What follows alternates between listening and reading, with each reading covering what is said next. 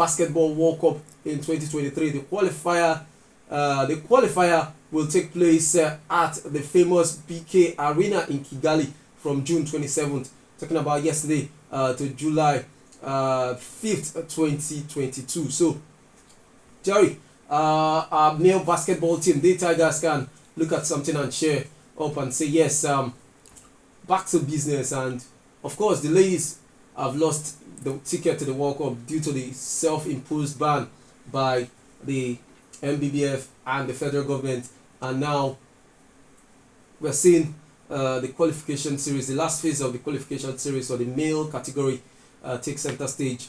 It has started, and we just what would be the message to the boys despite all the ups and downs in the Nigerian Basketball Federation?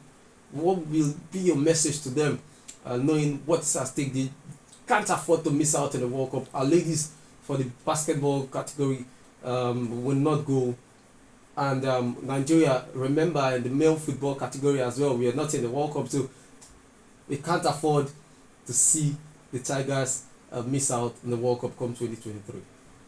No, Victor Charles, I think staying focused is something important, and keeping their heads high, trying to get the qualification for the World Cup is very, very important. But all the same, I think the girls did well working hard to get the qualification, and self-imposed ban, like you call it, turning everything around, all efforts put to get it, training week in, week out, trying to keep fit, avoiding a lot of things, and qualifying, and all the same, the federation in their country chooses not to go to the competition, and it's a sad one. But I just hope the male counterpart can get their heads up, stay focused, because normally we've got the talents, we've known that a long time. Basketball have been growing, and we see the number of players which we've got in the NBA.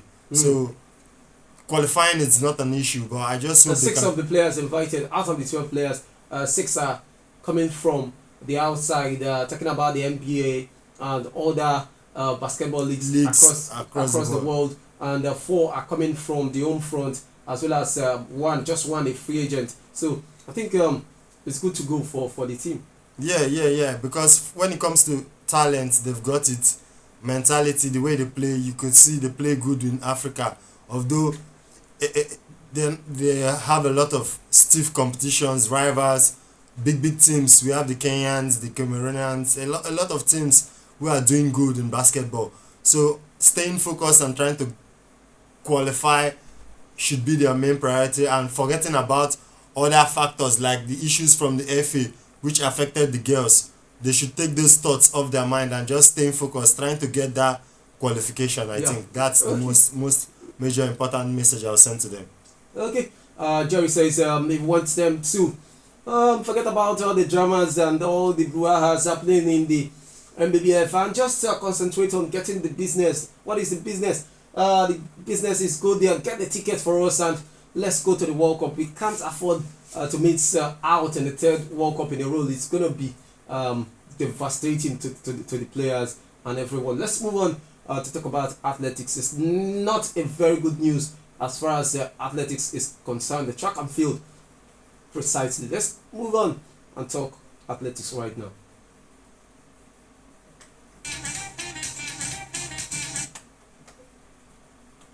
Okay, Nigeria has lost their potential qualification place for the women's 4x100 meter relay at next month's World Athletics Championship in the United States of America. Now, head of Athletics Integrity Unit, Brett Cloutier, made this known in a statement on Monday. According to him, he said this is because Blessing Okagbari, who was part of the team that secured Nigeria's qualification, was found to have committed an anti-doping rule violation. Now, he explained that 6 days after Okagbari evaded sample collection in June 2021, she competed in the 4x100 meter relay event at the Nigeria Olympic Trials with her relay squad qualifying for this year's World Championship. Now, while noting that all individual and relay results involving Okagbari from June 13, 2021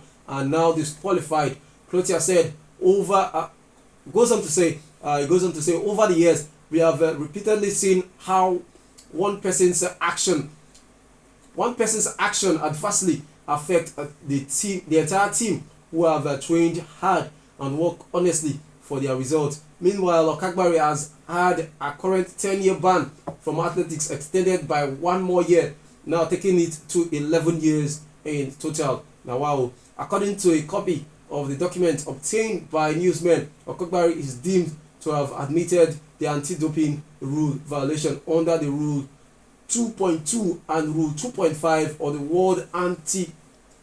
Okay, I'm going to read the rule again. 2.3 and Rule 2.5 of the World Athletics Anti-Doping Rules, and to have accepted the consequences. Now, the 33-year-old, who is also a sprinter, was expelled from the Tokyo Olympics last year before the women's 100-meter semi-finals after testing positive for human growth hormone at an out of competition test in Slovakia on July 19th. Jerry, they said once a finger is being stained. Okay, what when an oil rubs one of the fingers, definitely goes on to stain the other four. Sad one. Athletes who also participated alongside Blessing Okagbare for the World Athletics Championship that is going to go down in the United States of America are at the verge of not losing. They're already out of the tournament due to Okagbare's doping scandal, and she was banned for 5 years. She said she took WADA to court. They said by saying they should test her. She's innocent. When they tested her, she was positive, and the 5-year ban was increased to 10, and it's not getting better. Another 1 year has been added, and she's just 33 plus 11. That is 43. Victor Charles, most times we keep praying for persons to learn how to compete fairly, compete clean, because these issues would always